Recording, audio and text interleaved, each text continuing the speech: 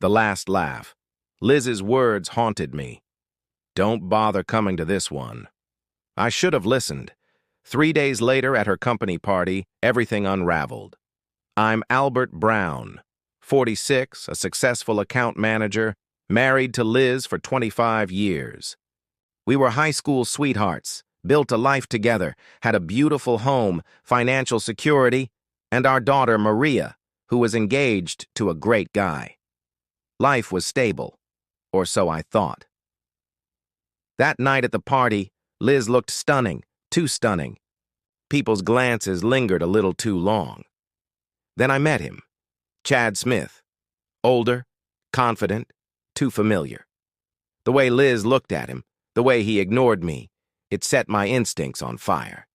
Then I caught her at the bar whispering, "I'm sorry, darling." That word shattered everything. Back home, I confronted her. She played it off, called me paranoid.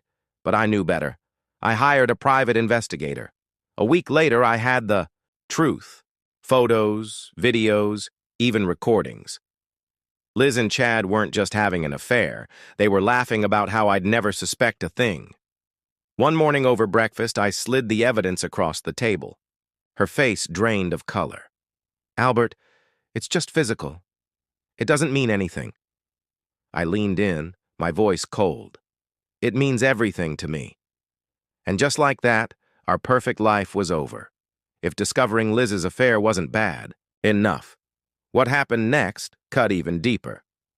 After our confrontation, things were tense. Liz kept trying to apologize, to explain, but every word she said only made me angrier. It was a mistake, she claimed. It didn't mean anything. A year-long affair, and she wanted me to believe it was meaningless? I needed space, so I focused on work for a few days. Then Maria called. Maria, my pride and joy, always a bright spot in my life. When her name popped up on my phone, I thought it might be the distraction I needed. "Hi, sweetheart," I said, trying to sound normal, but the moment she spoke, I knew something was wrong. "Daddy," she said hesitantly, "I just talked to Mom. She's really upset. She said you kicked her out of the house. What's going on?" My heart sank. I hadn't kicked Liz out, not yet, but it was clear she was already twisting the narrative. I took a deep breath and told Maria everything. I told her about Liz's affair, about Chad, about how it had been going on for over a year. Her response: "Dad, it's not a big deal." I thought I misheard her. "Not a big deal? Maria, your mother betrayed me. She lied to me for a year." She sighed, like I was the one being unreasonable. "Dad, it's the 21st century. People have affairs. It happens. Men do it all the time, and no one makes a big fuss about it." "I never did that to your mother," I snapped. "Not once."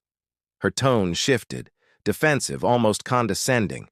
"Well, maybe you should have. Maybe then you wouldn't be so worked up about this.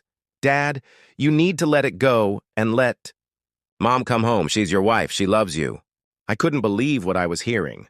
My own daughter was siding with her mother, acting like I was the villain for being hurt. It felt like betrayal on top of betrayal. But it got worse. "By the way," Maria added casually, "I know Chad. He's a great guy. Mom and I were talking, and we think he should come to the wedding." "What?" My voice was louder than I intended. "He's important to Mom," Maria said, like it was the most natural thing in the world. "And honestly, I like him too. If Mom wants him there, he should be part of the day.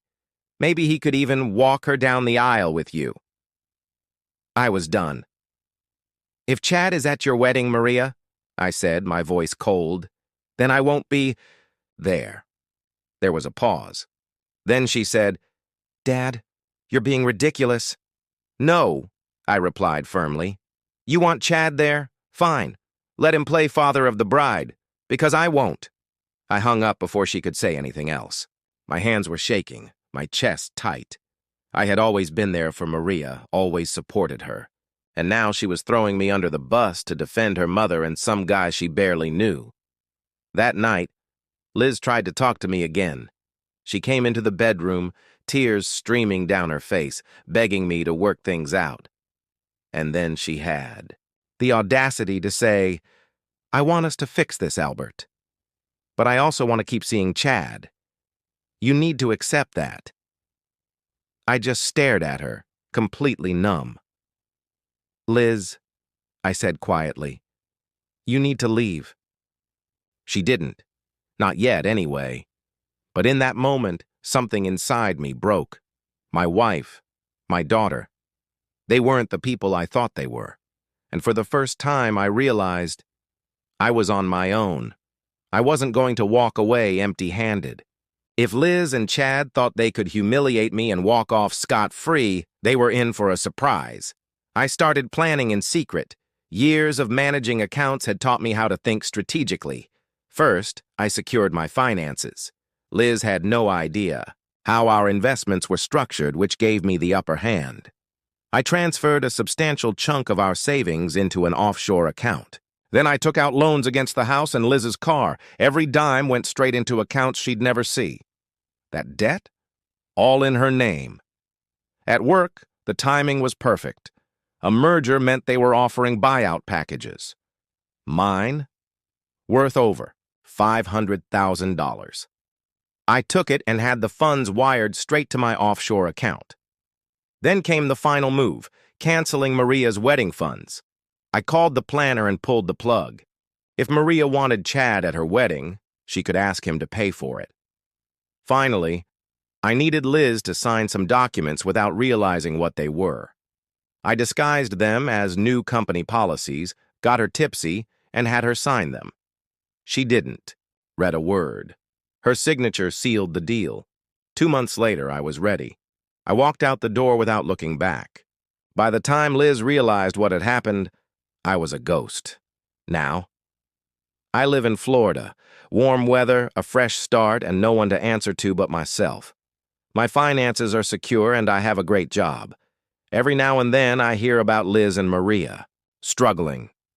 And Chad? His wife divorced him, took everything, and got him fired. Do I feel sorry for them? Not one bit. They made their choices.